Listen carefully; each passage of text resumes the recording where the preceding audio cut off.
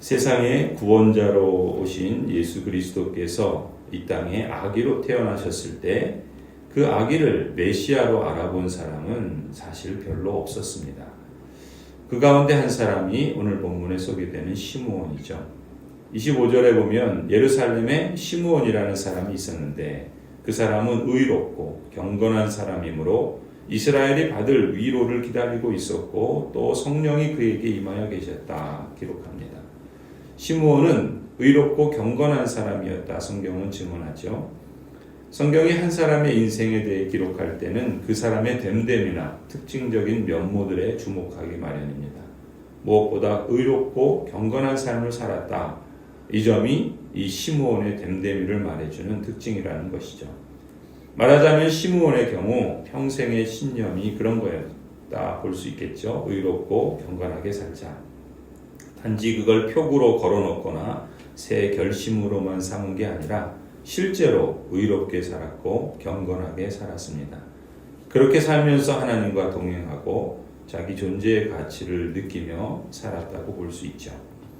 성도 여러분, 나는 지금 무엇에 삶의 가치를 두고 내 존재의 의미를 어디에 두고 살고 있는가라는 것을 우리는 종종 자신에게 물어볼 필요가 있습니다.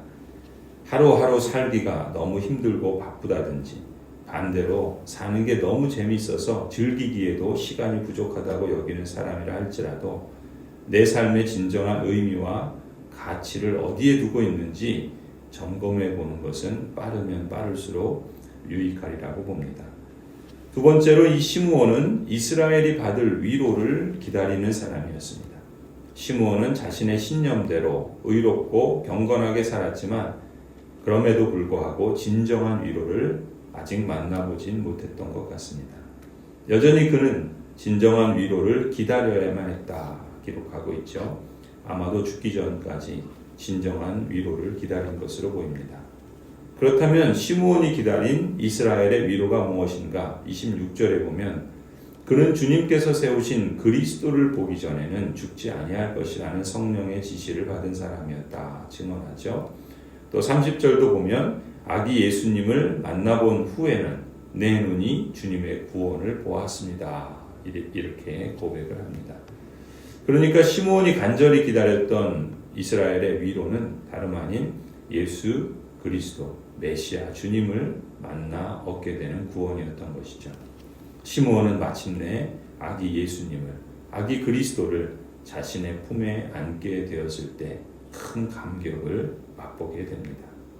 29절에 주님, 이제 주님께서는 주님의 말씀을 따라 이 종을 세상에서 평안히 떠나가게 해주십니다. 그 영광의 빛을 보고서야 시므온은 편안히 눈을 감을 수 있게 된 것이죠. 시므온이라는 이름의 뜻이 하나님께서 들으셨다라는 말이죠. 시므온이 평생 동안 드린 그 기도가 마침내 임종을 앞두고 성취되는 것을 보게 됩니다. 우리도 진지하게 자신에게 물어볼 필요가 있겠죠. 나에게 진정한 위로는 무엇인가? 살아서나 죽어서나 당신의 유일한 위로는 무엇입니까? 살아서나 죽어서나 나는 나의 것이 아니요 몸도 영혼도 나의 신실한 구주 예수 그리스도의 것입니다. 이것이 나의 유일한 위로입니다. 하이델베르 교리문답의 첫 번째 문답에서처럼 이 고백이 저와 여러분의 매일매일의 고백이 되기를 바랍니다. 하나님의 언약 백성으로서 메시아 예수 그리스도와의 만남과 더 나아가 또 다시 오실 그리스도를 평생 기다리는 것이 여러분의 진정한 위로가 되기를 바랍니다. 계속해서 36절부터 38절을 보면은 아기 예수를 메시아 그리스도로 인식한 또 한 사람이 소개되고 있죠. 아셀 지파에 속하는 바누엘의 딸 안나라고 하는 여의 연자입니다. 그 여인은 나이가 많았고 시골 처녀 시절을 끝내고 7해를 남편과 함께 살고 과부가 되었고 84살이 되도록 성전을 떠나지 않고 밤낮으로 금식과 기도로 하나님을 섬겨왔던 여인입니다. 바로 이때 즉 아기 예수의 부모가 8일 성전 결례를 이루고자 왔을 때 그가 이 안나가 그 아기 예수에게 그리고 그 부모에게 다가서서 하나님께 감사를 드리죠. 예루살렘의 구원을 기다리는 모든 사람에게 이 아기에 대하여 말하였다라고 말합니다.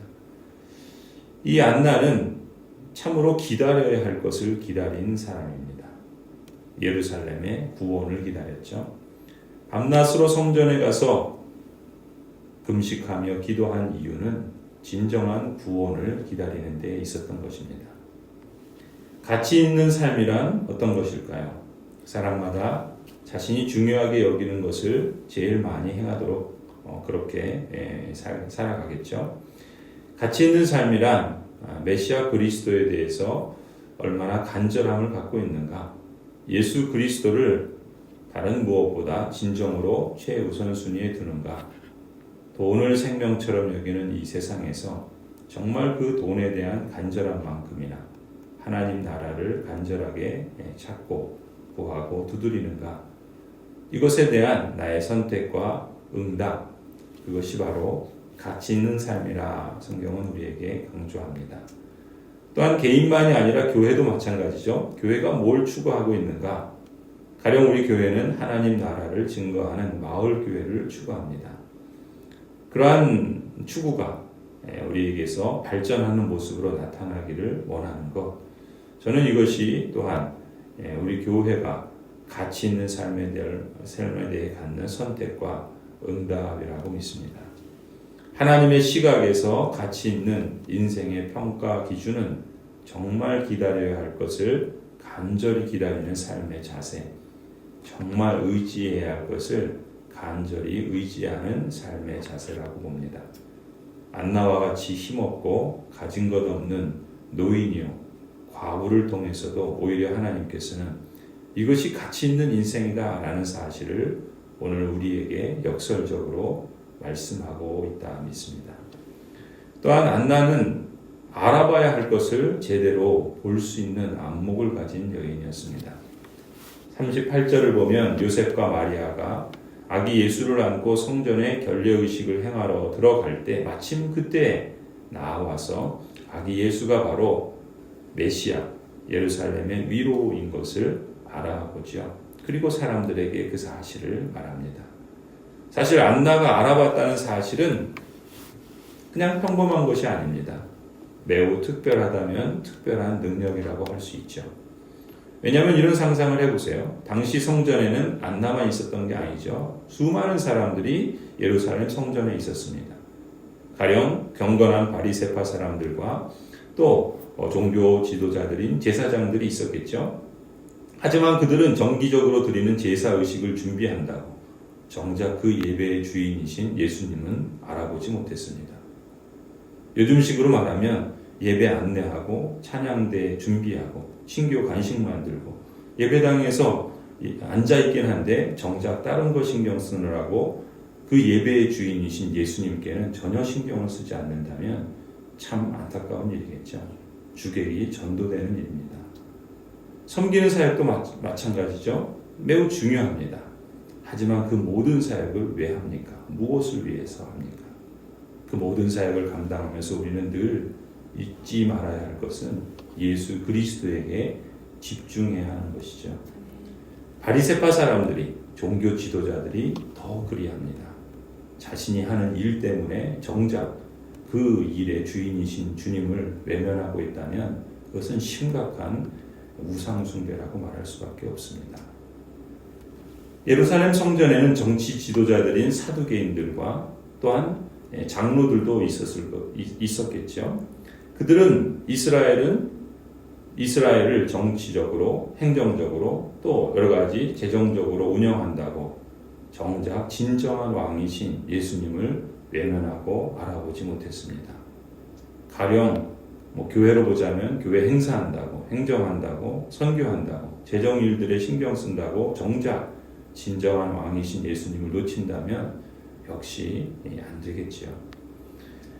예루살렘 성전에는 상인들도 있었겠죠. 제사 드리는 데 필요한 양도 있고 염소도 있고 또 물건도 팔고 장사하느라고 그 일에 집중하느라고 정작 진정한 제사장이신 예수님을 외면하고 알아보지 못했습니다. 예배가 목적이 아닌 거예요. 그저 자기 이익을 얻기 위한 자기 영광을 추구하는 수단이 된 것이죠. 참으로 안타까운 일입니다. 이처럼 당시 성전에 있던 수많은 사람들이 정작 그 성전의 주인이시며 메시아이신 아기 예수님에게 주목하지 않고 다른 일에만 온통 신경을 쓰고 있어요. 그 가운데 그러나 오직 한 여인, 그 많은 사람들 가운데 아기 예수님을 알아보고 하나님께 감사하고 경배한 여인이 있었다라는 것이죠.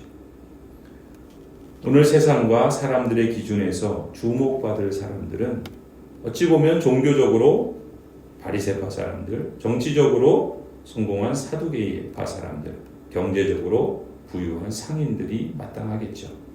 하지만 정작 하나님의 시선은 그들 중 아무에게도 향하지 않았습니다. 주님의 이름으로 내가 이 일하고 저 일했다라고 말하지만 정작 주님은 내가 너가 누군지 모르겠다라고 말할 만한 사람들입니다.